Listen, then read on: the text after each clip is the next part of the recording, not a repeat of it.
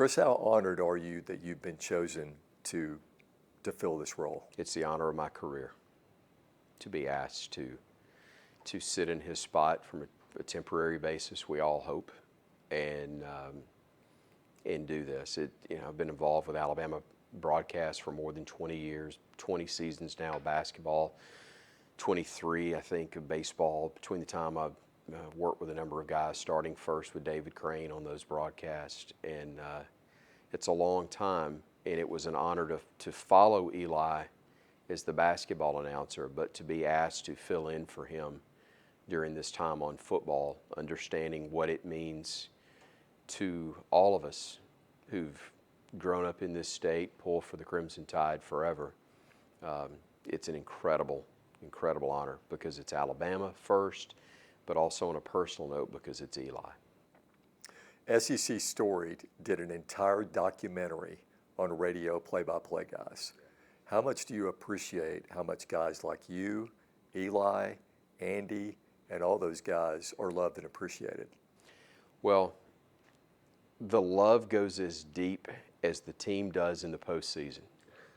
It's amazing how much better. That's not entirely true at all, actually, but it's amazing how much better the fans think we are when we're broadcasting a win or a championship season especially. I get that. I understand that. And it was so neat to watch that, knowing how many of those guys that I've had the privilege of getting to know in my lifetime around the league, very good friends with many of them.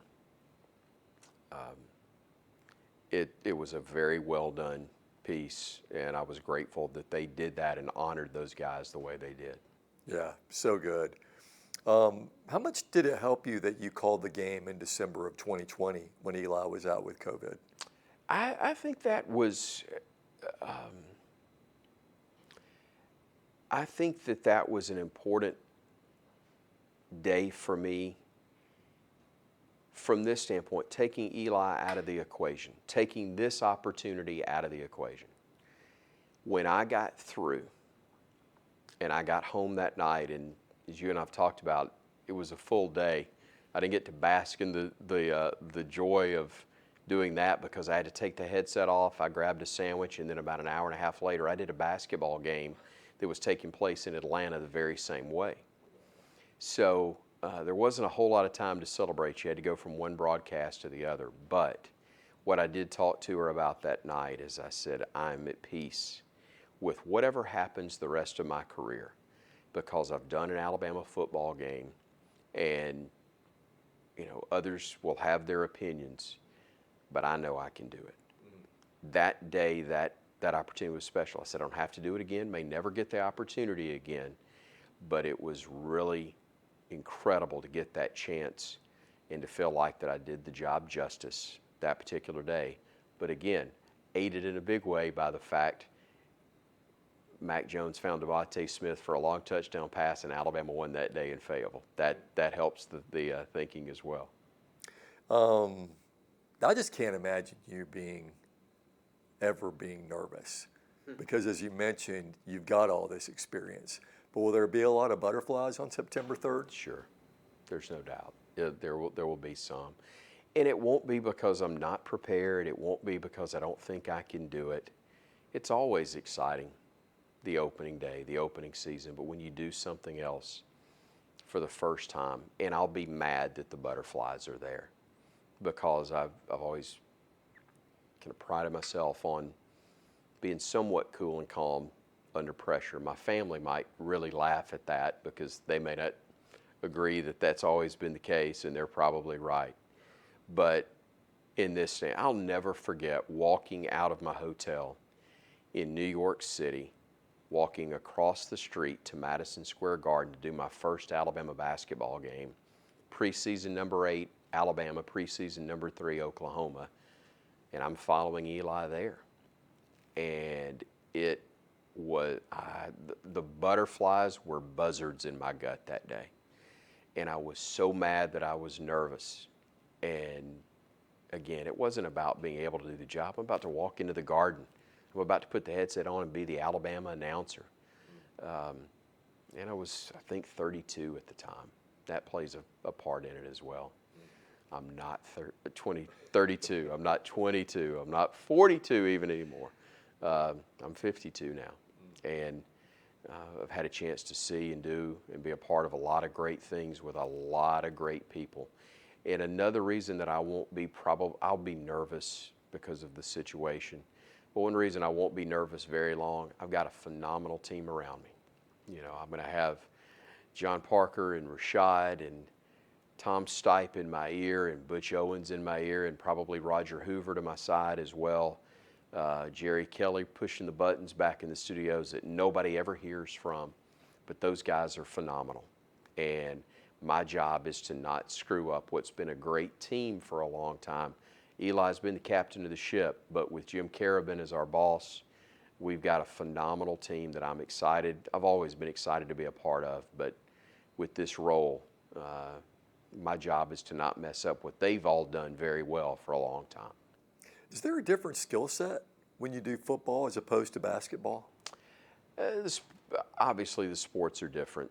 I think what you're seeing and saying is probably not as different football and basketball as some are to baseball. The tempo and the pace of football now is more closely similar to basketball maybe than it's ever been. You know, the hurry up, no huddle. It used to be you call a play. There was a ton of time for the color analysts or sideline guys to get in their comments as the team went back to the huddle and all of that. Not the case anymore. It is an up-tempo type of style, and one of the things you have to do is to make sure, especially on radio, if we don't give score time down and distance, what the color analyst or sideline reporter have to say has no context. And so working that in and trying to get that set up so that the listener in their mind's eye can understand where things are and what transpired gives, I guess it helps the canvas there for those guys to fill in the blanks on the paint by numbers that we try to put together over the course of the day. Yeah. I just one more. Do you have any memories of like play-by-play people that you listened to when you were a kid, and who did you model yourself after? And I don't think I've modeled myself after anybody. That doesn't mean that there's not a tremendous amount of respect for anybody that gets a chance to be behind the mic and describe their team or for a network or whoever it may be. I just never have tried to really copy anybody. I think I tried to copy Coward Hosell when I was a little boy, because that's what I thought his name was. Not Howard Cosell, but Coward Hosell. Keith Jackson was always a favorite. Brad Nessler now of the contemporary guys. But there's, I'd be a fool not to pull some things that not even necessarily on air, but in terms of preparation and the way they go about their professionalism from somebody like Eli, as I sit right there next to him, as I have for a number of years. There's a lot of those guys that I could point to, but nobody that I've truly tried to copy. But in terms of remembering, I was telling somebody the story earlier. I remember being 10 years old, sitting in the back seat, my mother driving. Alabama's driving against Mississippi State, trying to preserve a win streak with Coach Bryant, and Don Jacobs gets hit, fumbles the football in Jackson, and Mississippi State recovers, and Bama loses, and the streak ends. And I'm 10, but I'm bawling like a baby. And John Forney's delivering that message and that call that day, along with Doug Layton and Jerry Duncan. And to have had the opportunity to not just know, but become friends with all three of those men, and now sit in the same chair, in essence, that John would have sat in, even if it's for a game, it's an unbelievable honor and opportunity.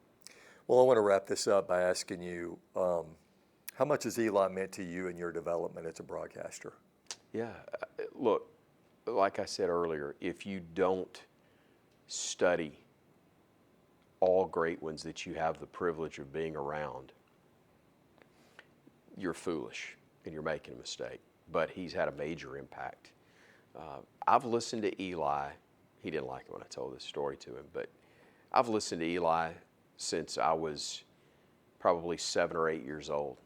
He's doing Birmingham Bulls hockey in the WHA. I remember listening to Eli do games there. I'll listen to Eli do the Barons. I'll listen to Eli do local television for a while. I listened to Eli. I called in and the first time I ever interacted with Eli on air, I called in when he was on with TC and John Ed and was their sports director, and I knew the correct answer of what is the correct name for a soccer field. I knew it was a pitch, and I won lunch for 2 when I was 14 years old.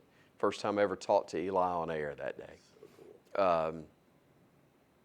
I've followed him since he's come to Birmingham, and studied him along with so many others that I respect.